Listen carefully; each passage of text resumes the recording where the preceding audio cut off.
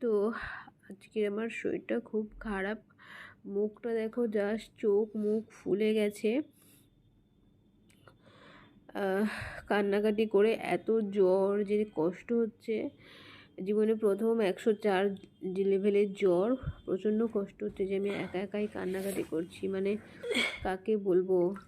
মা বাবা তো দূরে থাকে, আমি বললে ওনারা শুধু শুধু টেনশন করবে, না কাজের কাজ কিছু হবে, শুধু টেনশন করবে।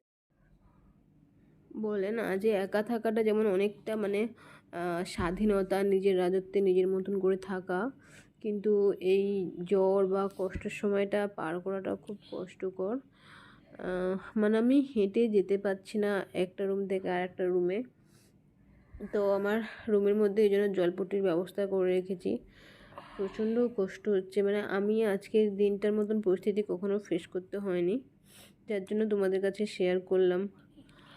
এটা থাকবে আমার ইউটিউবে স্মরণীয় হয়ে, কখনো কখনো দেখবো। আর মানে আমার নিজের মধ্যে যে এত মনের জোর, আমি যে একা নিজেকে সুস্থ রাখতে পারি, সেটা কখনো তো দেখে প্রাউড ফিল হবে।